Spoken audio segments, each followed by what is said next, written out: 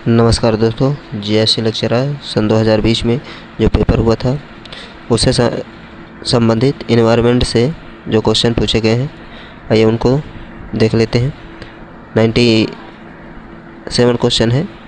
भारत सरकार द्वारा जारी 2020 में बाघों की, यहाँ बाघों की होना चाहिए, बाघों की गणना पर जारी, यहाँ जारी होना चाहिए, जारी हो गया है। विस्तृत प्रतिवेदन के संदर्भ में निम्नलिखित कथनों में से कौन सा या से सही है या है? तो नीचे दिए गए कूट से सही उत्तर चुनिए। तो पहला आपका कूट है, भारत में विश्व की कुल बाघों की आबादी 70% है। दूसरा दिया गया है, भारत के लगभग 30% बाघ अभयारण्यों से बाहर रहते हैं। तो इसका कौन सा कूट सही हो जाएगा, आइए देखते हैं। तो इसका कूट जो सही होगा वो कौन सा सही हो जाएगा? पहला दिया गया है 1 और दूसरा दिया गया है केवल 2, और सही दिया गया है 1 और 2 दोनों सही है, और डी दिए गए हैं ना तो 1 ना ही 2। तो इसका जो सही आंसर बनेगा वो कौन सा हो जाएगा? इसका सही आंसर बन जाएगा आपका कौन सा? सी नंबर, 1 और 2 दोनों सही हैं। अर्थात कहने का तात्पर्य ये है कि जो बाघों की गणना है वो 2018 में प्रारंभ की गई थी। कब की गई थी? तो 2018 से प्रारंभ की गई है, ठीक, 2018।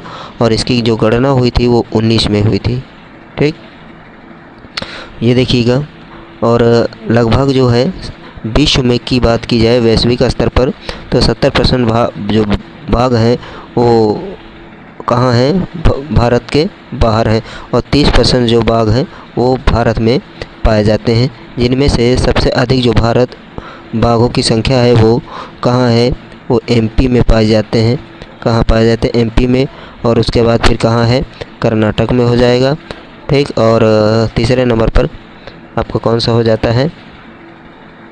उत्तराखंड हो जाता है। तो इस तरह से इसका कालक्रम है, ठीक, उत्तराखंड हो जाएगा यहाँ पर। समझ, आगे बढ़ते हैं। अगला क्वेश्चन देखिएगा। अगला क्वेश्चन आपका दिया गया है, सुपोषण, यूट्रोफिकेशन, इंग्लिश में सुपोषण को यूट्रोफिकेशन कहते हैं, के संबंध में से निम्नलिखित में से कौन सा से कथन सही है? तो ये भी कूट वाला क्वेश्चन है, और इसमें दिया गया है, यह जल में घुलित ऑक्सीजन को कम करता है। दूसरा दिया गया कूट, यह जल निकाय के पोषक तत्व संवर्धन की घटना है। तो इसमें कौन सा आपका सही होगा? तो 4 ऑप्शन दिए गए हैं। तो पहला ऑप्शन दिया गया है कौन सा? कूट में। तो पहला दिया गया है केवल 1 सही, केवल 2 सही, और 1 और 2 दोनों सही हैं, और ना तो 1 सही है ना ही 2 सही है। तो इसका जो सही आंसर बन जाएगा वो बन जाएगा आपका सी नंबर। सी क्या है? 1 और 2 दोनों सही हैं। आइए इसके बारे में थोड़ा देख लेते हैं। तो क्या है? पर्यावरण के संबंध में जलाशयों को पोषक तत्व से संवर्धन करना सुपोषण कहलाता है। इस प्रक्रिया में जलाशय में पौधे शैवाल का विकास होता है। और आगे अगर बात की जाए, सुपोषण शब्द की उत्पत्ति ग्रीक भाषा से हुई है। किससे हुई है? तो ग्रीक भाषा से हुई है ये सुपोषण, ठीक। और सुपोषण शब्द जो है यूट्रोफास से हुई है, जिसका अर्थ होता है पोषण अथवा समृद्धि, ठीक। तो पोषण अथवा समृद्ध होता है सुपोषण का अर्थ। क्या हो जाएगा? पोषण अथवा क्या हो जाएगा? समृद्धि, ठीक। ये सुपोषण का अर्थ होता है। ये ग्रीक भाषा का शब्द है जो किससे बना हुआ है? जो ये यूट्रोफिकेशन से बना हुआ है, ठीक। आगे बढ़ते हैं और अगला क्वेश्चन देखते हैं। अगला क्वेश्चन जो है आपका कौन सा हो जाएगा? क्वेश्चन नंबर 99, निम्नलिखित घटनाओं को उनके प्रारंभ के काला अनुक्रम में व्यवस्थित कीजिए। तो काला अनुक्रम में व्यवस्थित करना है। तो पहला दिया गया है और इसको नीचे दिए गए कूट से सही उत्तर चुनिए। तो इसमें आपका जो सही हो जाएगा वो कौन सा हो जाएगा?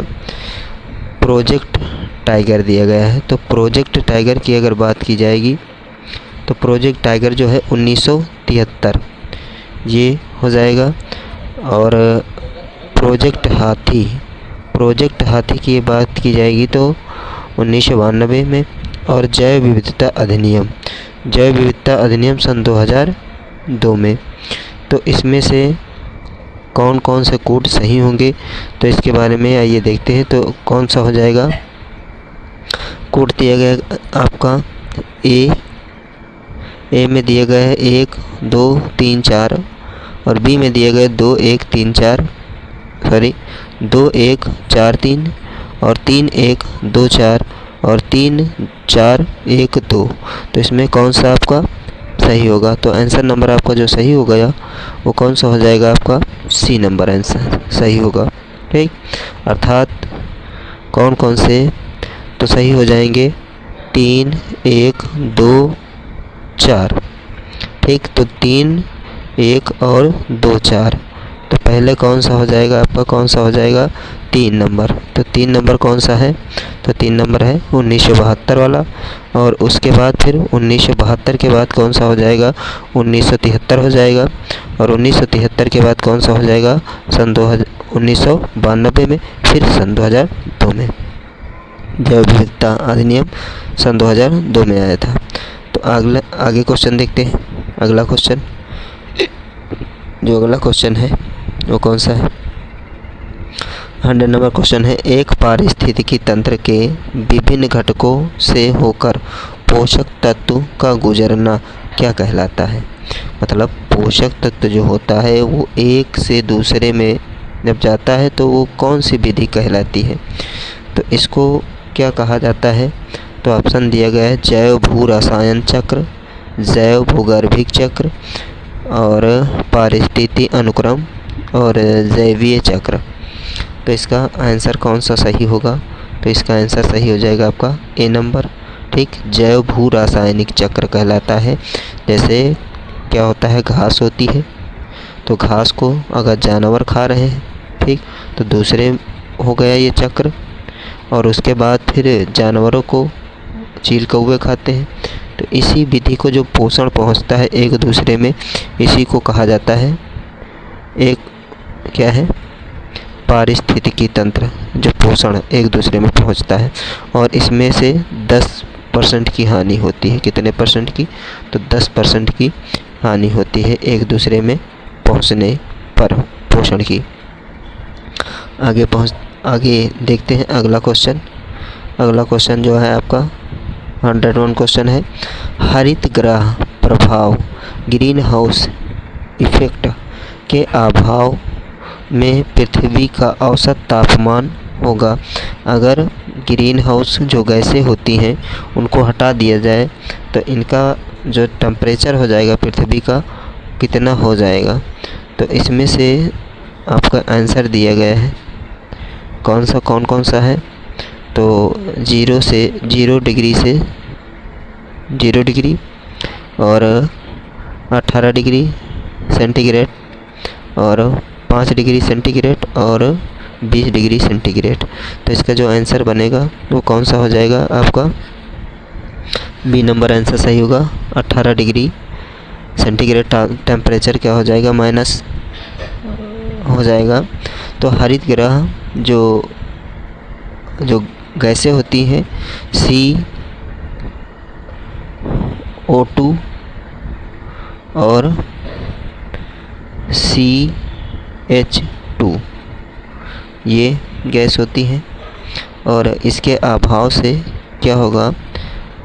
और इसमें एक गैस और है जलवाष्प होती है। ठीक, जलवाष्प,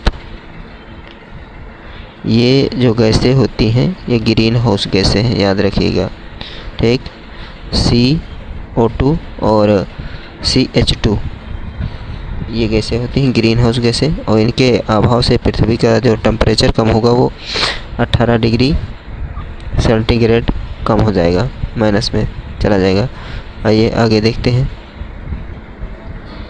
अगला क्वेश्चन जो दिया गया है आपका 102वां क्वेश्चन, और क्वेश्चन क्या कह रहा है, समुदायों का पूर्ण कर्म जो क्रमशः एक निश्चित स्थान बदलता है क्या कहलाता है। मतलब किसी समुदाय का जब एक स्थान से दूसरे स्थान पर बदलना, उस विधि को क्या कहते हैं। जैसे क्या होता है, साइबेरियन सारस जो है राजस्थान में आ जाती है, ठीक। तो ऐसी ही प्रक्रिया को जो समुदाय अगर कोई स्थान बदलता है तो उस विधि को क्या कहते हैं, पारिस्थितिकी अनुक्रम कहते हैं, शियर कहते हैं, समुदाय गतिकी कहते हैं, जैव भार का पिरामिड कहते हैं। तो इन 4 ऑप्शनों में से आपका कौन सा ऑप्शन सही होगा। तो इसका जो सही ऑप्शन बनेगा वो कौन सा बनेगा, वो ऑप्शन आपका बन जाएगा बी नंबर। कौन सा, बी। एक निश्चित स्थान को छोड़ना क्या कहलाता है, शियर कहलाता है, ठीक। आगे बढ़ते हैं। अगला क्वेश्चन देखिएगा। अगला क्वेश्चन है आपका कौन सा, पोषकीय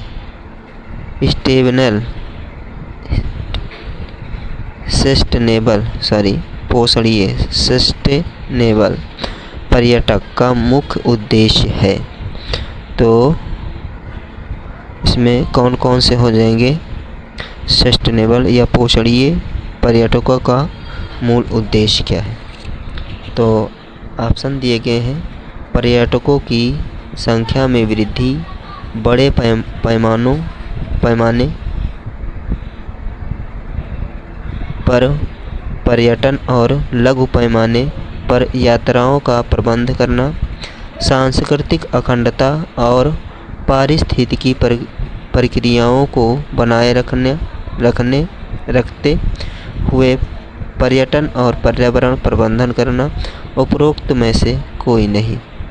तो इसका जो सही आंसर बनेगा वो कौन सा हो जाएगा, इसमें जिससे जो आपका आंसर बनेगा वो सी हो जाएगा।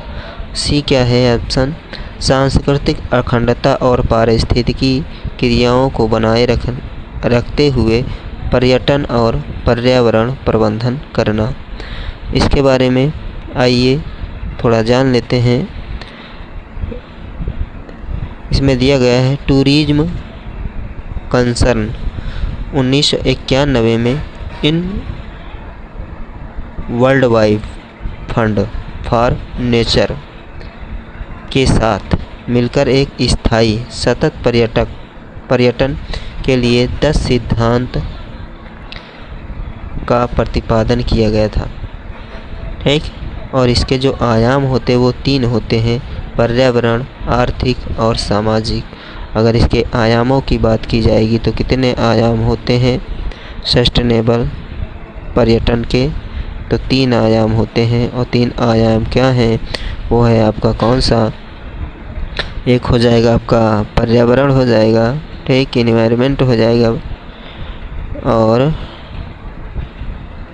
पर्यावरण हो गया, और एक हो जाएगा आर्थिक हो जाएगा, ठीक। कौन सा हो जाएगा, आर्थिक हो जाएगा, और तीसरा हो जाएगा आपका कौन सा, सामाजिक हो जाएगा, ठीक। आगे बढ़ते हैं। अगर क्वेश्चन अच्छे लगे तो लाइक कर दीजिएगा दोस्तों, और जिससे हम और अच्छे वीडियो आप लोगों के लिए बना सकें, ताकि एक नौकरी आप लोगों की पक्की हो जाए जैसे लेक्चरर की। सामान्यतया पर्यावरण को निम्न प्रकार से वर्गीकृत किया जा सकता है, निम्नलिखित में से कौन सा एक वर्गीकरण का अंश नहीं है। तो इसमें से जो आंसर दिए गए हैं 4 ऑप्शन हैं। पहला है परिचालन पर्यावरण, भौतिक पर्यावरण, सांस्कृतिक पर्यावरण और जैविकीय पर्यावरण। तो इसमें से कौन सा वर्गीकरण का अंश नहीं है। तो इसके बारे में जो आपका आंसर सही बनेगा वो कौन सा बने जाएगा 1 परिचालन पर्यावरण। बाकी भौतिकी पर्यावरण होता है, सांस्कृतिक और जैविक, ये 3 पर्यावरण में वर्गीकृत किए गए हैं, पर्यावरण को वर्गीकृत किया गया है। बाकी परिचालन पर्यावरण को वर्गीकृत नहीं किया गया है। तो अगला क्वेश्चन देखेंगे, आगे बढ़ते हैं। नेक्स्ट क्वेश्चन जो है आपका, पारिस्थितिकी संक्रमण अवधारणा का समर्थन प्रयोग किया गया किसके द्वारा? एल्टन द्वारा और बेनेट द्वारा और बर्कले द्वारा, रेटजेल द्वारा, किसके द्वारा? तो पर्यावरण की अवधारणा किसने दी थी? पारिस्थितिकी तंत्र की अवधारणा किसने दी थी? ठीक, जिसको एनवायरनमेंट कहा गया है। तो एनवायरनमेंट शब्द का अगर बात की जाएगी तो किसने किया था? वो अर्नेस्ट हैकल ने एनवायरनमेंट शब्द का सबसे पहले, और रेटन जो थे उन्होंने क्या किया था? पारिस्थितिकी तंत्र शब्द दिया था, पारिस्थितिकी तंत्र कहा था।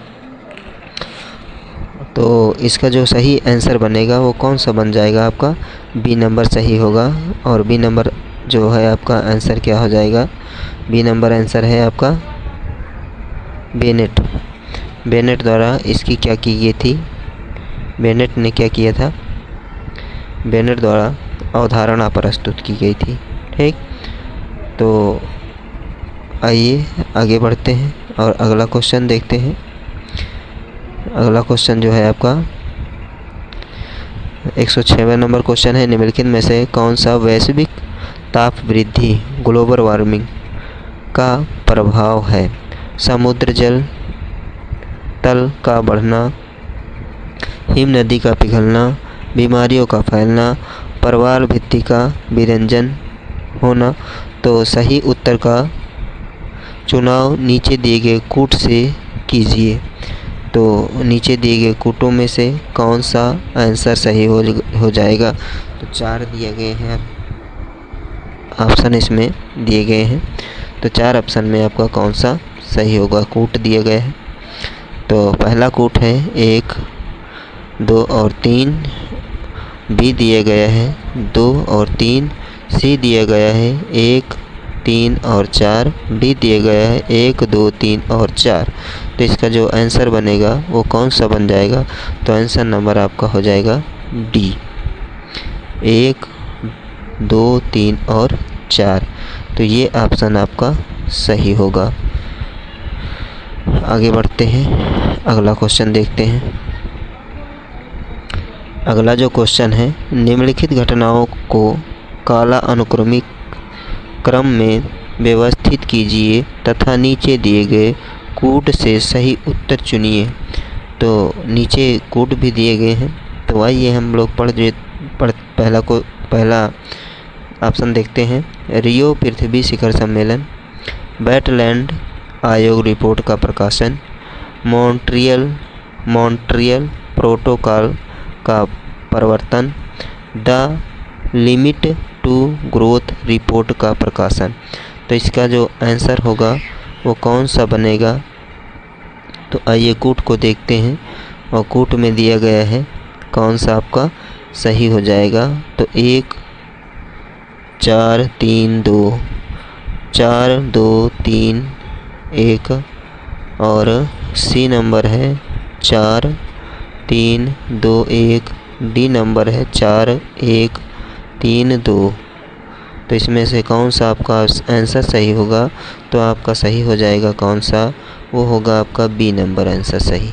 ठीक, 4, 2, 3, 1। तो इसके बारे में आइए देख लेते हैं। तो पहला कौन सा है? तो इसमें से बी नंबर सही हुआ है, तो ऐसे मिलान में देख लीजिएगा। तो पहला कौन सा हो जाएगा? 4 number, the limit to growth report का प्रकाशन पहले किया गया था। ठीक, तो इसका प्रकाशन कब कब किया गया है तो उनको भी देख लीजिएगा। तो इसका प्रकाशन हुआ था 1992 में। ठीक, इसका लिमिट टू ग्रोथ रिपोर्ट का। और मॉन्ट्रियल प्रोटोकॉल कब ये आया था इसका? तो इसको देखेंगे, ये 89 में, ठीक। और बेटलैंड 87 में आया था, ठीक। कब आया? 1987 हो जाएगा इसका। और 1972 रियो डी जो शिखर सम्मेलन है ये 1972 में हुआ था, ठीक। तो सॉरी, तो आगे बढ़ते हैं। 1 मिनट, ये गलत हो रहा है बेटा,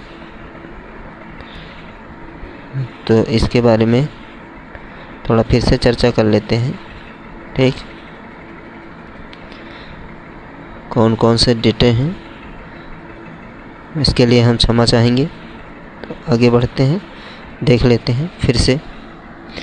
तो हाँ, ये सही ही है, ठीक। ये रियो जी हो जाएगा 1972 में ही होगा, ठीक। और सॉरी 72 में हो जाएगा, ठीक। और ये बेटलैंड हो जाएगा 87 में, ठीक, 1987। और ये क्या बनेगा? मॉन्ट्रियल जो हो जाएगा वो कौन सा हो जाएगा? ये हो जाएगा 89 1900, ठीक। और ये बनेगा 92 में, ठीक, 1992 में। तो ऐसे ये सही हो जाएगा। तो मिलान कर लीजिएगा, 72 हो जाएगा पहले, ठीक। और उसके बाद फिर 87, फिर 89 और उसके बाद 92। तो इस तरह से आपका आंसर बनेगा। आगे देखते हैं अगला क्वेश्चन। अगला क्वेश्चन है आपका, राष्ट्रीय चंबल अभयारण्य निम्नलिखित में से किस राज्य का हिस्सा नहीं है? तो उत्तर प्रदेश का हिस्सा नहीं है, मध्य प्रदेश दिया गया, सी नंबर हरियाणा और राजस्थान। तो आइए देख लेते हैं। तो चंबल परियोजना अभयारण्य वो कहाँ कहाँ है, कहाँ कहाँ नहीं है? तो ये आपका जो गलत हो जाएगा वो नहीं है, नहीं पूछा है, तो हरियाणा में। बाकी उत्तर प्रदेश में भी है, मध्य प्रदेश में भी है और राजस्थान में भी है। आगे बढ़िएगा, ठीक। अगला क्वेश्चन देखिएगा। अगला क्वेश्चन है, राष्ट्रीय स्वच्छ वायु कार्यक्रम केंद्र सरकार द्वारा किस वर्ष किया गया? कौन सा क्वेश्चन पूछा है? तो राष्ट्रीय स्वच्छ वायु कार्यक्रम, ठीक, इसके बारे में पूछा है, ठीक। तो ये कब प्रारंभ किया गया? तो आपके डेटे दिए गए हैं कौन सी? 2018, 2017, 2020 और 19। तो इसमें कौन सा आंसर सही हो जाएगा? तो इसका जो आंसर सही होगा वो कौन सा हो जाएगा? आंसर सही होगा आपका डी नंबर। कौन सा? तो डी नंबर। डी नंबर क्या है? वर्ष 2019 में। इसके बारे में थोड़ा जान लेते हैं। ये पर्यावरण मंत्रालय द्वारा 10 जनवरी 2019 में प्रदूषण से निपटने के लिए राष्ट्रीय वायु कार्यक्रम आरंभ किया गया था। और राष्ट्रीय स्वच्छ वायु कार्यक्रम का उद्देश्य क्या है? ये उद्देश्य इसका क्या है? तो प्रदूषण की रोकथाम करना, ठीक। इसकी रोकथाम करना, प्रदूषण की रोकथाम करना। और 2024 तक, कब तक? 2024 तक हवा में PM 2.5, ठीक, क्या है? PM 2.5, ठीक, 2.5 एवं PM 10 प्रदूषण के स्तर में 2030 तक कमी लाना, ठीक।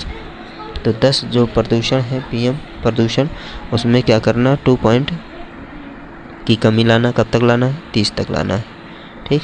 आगे बढ़िएगा, अगला क्वेश्चन देख लेते हैं। अगला क्वेश्चन है, वर्ष 1962 में प्रकाशित पुस्तक साइलेंट स्प्रिंग जिससे विश्व के पर्यावरण आंदोलन को गति मिली, लेखक हैं कौन है? Caroline Merchant, Karl Marx, Rachel Carson और राजगोपालन। तो इसका जो आंसर सही हो जाएगा वो कौन सा हो जाएगा? तो आंसर हो जाएगा आपका कौन सा? सी कौन सा हो जाएगा? तो सी हो जाएगा रेचल कार्सन। तो रेचल कार्सन 1962 में प्रकाशित पुस्तक। तो ये पुस्तक जो है 1962 में प्रकाशित हुई थी। ठीक, समझ में आया? साइलेंट स्प्रिंग, जो पर्यावरण को गति देने के लिए प्रारंभ की गई थी। और इसके जो लेखक थे वो कौन से? रेचल कार्सन थे। ठीक, और इसी से क्या हुआ था? पर्यावरण आंदोलनकारियों को विश्व स्तर पर क्या मिला था? एक गति मिली थी। और जो है कार्सन ने जानवरों विशेष रूप से पक्षियों पर, ठीक, DDT के जानलेवा असर के बारे में लिखा था। जो DDT होती है ये क्या होता है?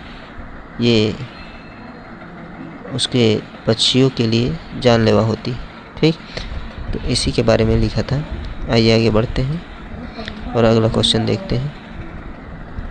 अगला क्वेश्चन जो दिया गया है वो कौन सा हो जाएगा? अगला क्वेश्चन है, निम्नलिखित में से कौन सा एक वन्य प्राणी के विलुप्तीकरण का प्रमुख कारण नहीं है? ठीक, क्या पूछा है? नहीं है। विलुप्त क्यों हो रहा है, इसका कारण कौन सा नहीं है? तो प्राकृतिक आवास का नष्ट होना। ठीक, तो विलुप्ति का ये तो कारण हो जाएगा। उसके बाद जंगलों में आग लगा देना, ये भी हो जाएगा। और वन्य प्राणियों का अवैध वाणिज्यिक व्यापार और जनसंख्या। तो इसमें जनसंख्या की तीव्र वृद्धि। तो इसमें से कौन सा नहीं है? बाकी 4 हैं, 4 ऑप्शन दिए गए हैं, 3 हैं, एक कौन सा नहीं है। तो इसका जो आंसर बनेगा वो कौन सा बन जाएगा? तो वो बनेगा आपका डी नंबर। जनसंख्या की जो तीव्र गति से वृद्धि है ये कारण नहीं है। बाकी प्राकृतिक आवास नष्ट हो जाएंगे तब भी क्या हो जाएगा? जीव, जो प्राणी है वन्य जीव, वो विलुप्त हो जाएंगे। और अगर जंगल में आग लग गई तभी विलुप्त हो जाएंगे। और क्या हो जाएगा? अगर वन्य प्राणियों का अवैध व्यापार किया जाएगा तब भी क्या हो जाएंगे? विलुप्त हो जाएंगे। आगे बढ़ते हैं, अगला क्वेश्चन देखिएगा। तो थैंक यू फॉर वाचिंग। अगर आप लोगों को मेरी वीडियो अच्छी लगे हो तो लाइक कर दीजिएगा। धन्यवाद।